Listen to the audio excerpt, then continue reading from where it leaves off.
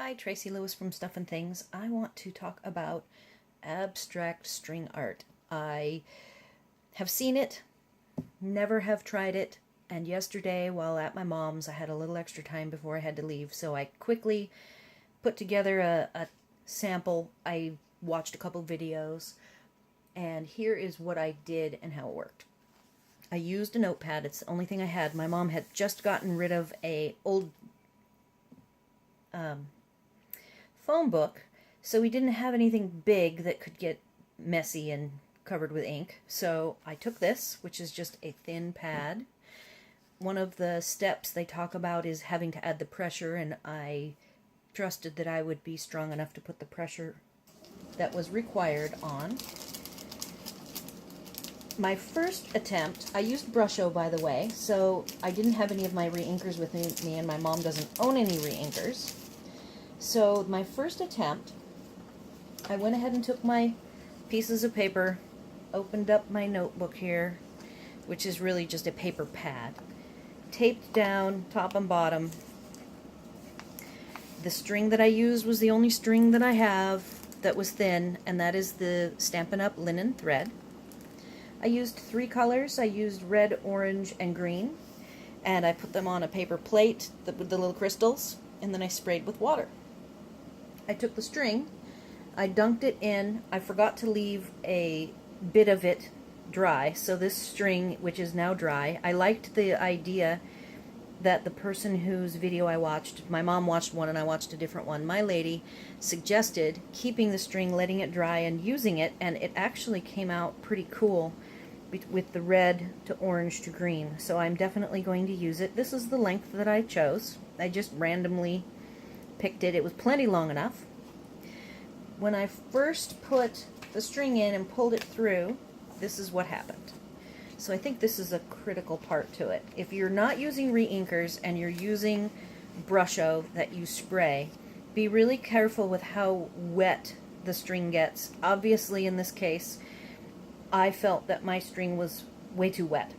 So I then did a second run, of which I only have one here because my mom, I gave her the other one because it was pretty successful. There is a dry looking S through here. That's the one that I did without adding any new wet to it at all. And then I thought, okay, so I need to add some wet. So I was pretty careful in dipping the red and the yellow through. I already knew I wasn't going to get to the green section the second time through, so you can see where I did an S loop and then pulled, and this actually worked. It kind of looks like a trumpet, sort of like a trumpet tulip, and I think it looks really cool. And I even have a card that has colors that I like for converting this one. Those others I think are a fail, so these I am not going to turn into cards.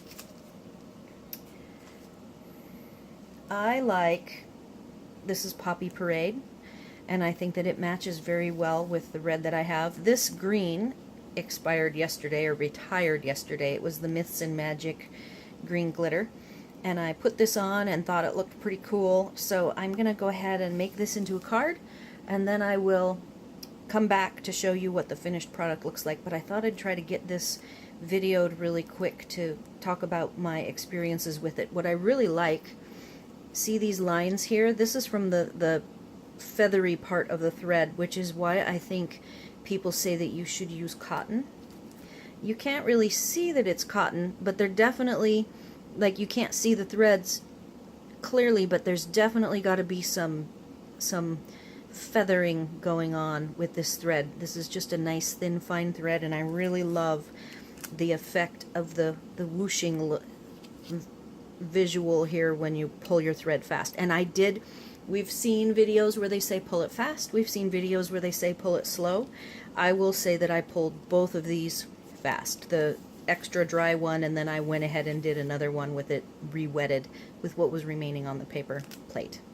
So anyhow, I will be back, so stay tuned, and I will show you what this looks like made into a card.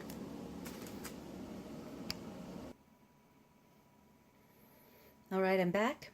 I whipped up a card. I actually ended up using Lovely Lipstick, which is one of the new colors for the 2018 catalog. and I doubled up the string, added some glitter dots. These are from last year. I had a few left. And I haven't put a sentiment on yet because I haven't decided what the sentiment's going to be for this. So it'll probably go in my stash, and I will pull it out and give it to somebody who I know likes artistic abstract things. So, fun process, and I really like it. Thanks for watching.